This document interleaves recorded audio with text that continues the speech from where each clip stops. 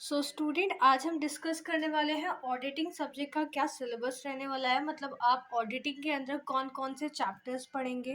Basically अगर कुछ students का ये रहता है मैम बीकॉम के अकॉर्डिंग बताओ, एमकॉम के अकॉर्डिंग बताओ, या फिर आप फर्दर किसी भी कोर्स को परस्यू कर रहे हो आप उस अकॉर्डिंग सिलेबस बताइए।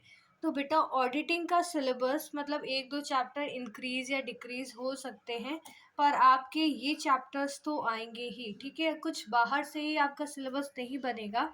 आप ऑडिटिंग चाहे बीकॉम पे पढ़ो या एमकॉम में पढ़ो, आपका सिलेबस सेम ही रहने वाला है ऑलमोस्ट। सबसे पहले अब हम बात करते हैं ऑडिटिंग में आपके टोटल कितने चैप्टर्स हैं। यहाँ 21 चैप्टर्स हैं। So without further delay let's get started. सबसे पहले है आपका इंट्रोडक्शन। आप किसी भी सब्जेक्ट का उठाओ तो सबसे पहला चैप्टर आपको इंट्रो ही दिया जाता है उस सब्जेक्ट के बारे में।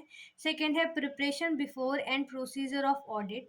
थर्ड चैप्टर आपका रहने वाला है internal control and internal check. Fourth है आपका वाउचिंग। फिफ्थ आपका चैप्टर रहने वाला है vouching of impersonal ledger. Sixth है verification of assets and liabilities. Seventh आपका है appointment remuneration rights and duties of an auditor. मतलब कैसे हम एक ऑडिटर को अपॉइंट करते हैं, क्या उसको सैलरी प्रोवाइड करते हैं, क्या उसकी राइट और ड्यूटीज होती है वो। एट है आपका कंपनी ऑडिट, मतलब कंपनी के ऑडिट से रिगार्डिंग आपके सारे टॉपिक रहने वाले हैं। देन है आपका 9 नंबर ऑडिटर्स रिपोर्ट। जो हमारा रिपोर्ट ऑडिटर बनाता है ना ऑडिट करने के बाद, उसको हमने बोला है ऑडिटर्स रिपोर्ट। 10 नंबर है आपका divisibility of profit and dividend. कैसे किस तरीके से हमारे जो प्रॉफिट्स हैं या जो डिविडेंड है हमारे शेयर में मिलता है उसको कैसे डिवाइड करते हैं। 11 चैप्टर है आपका लायबिलिटीज ऑफ एन ऑडिटर। हमारे ऑडिटर्स की क्या क्या लायबिलिटीज दैट मीन्स दायित्व क्या होते हैं। 12th है आपका इन्वेस्टिगेशन कैसे करता है हमारा ऑडिटर। ठीक है। 13 है आपका different audits, different type of audits होती हैं तो वो एक्सप्लेन करा गया है इस चैप्टर में।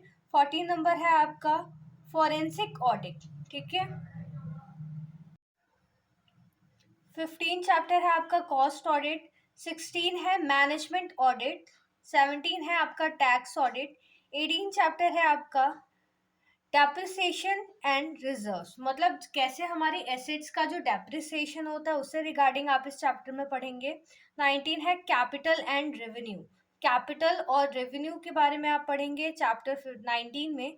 20 है आपका professional ethics for the accountancy professions. ठीक है, कि हमारे प्रोफेशनल एथिक्स क्या होते हैं अकाउंटेंसी प्रोफेशन के लिए, वो आप पढ़ेंगे। 21 आपका जो लास्ट चैप्टर है वो क्या है, स्टैंडर्ड्स ऑन ऑडिट। ठीक है। अब इसमें अगर आप चाहें तो मैं फर्दर आपको ये दिखा सकती हूँ। ये मेरे पास जो बुक है आप इसका एक बार ही कवर पेज देख लो। ठीक है। तो मैंने जो आपको सिलेबस बताया वो इस बुक के अकॉर्डिंग था।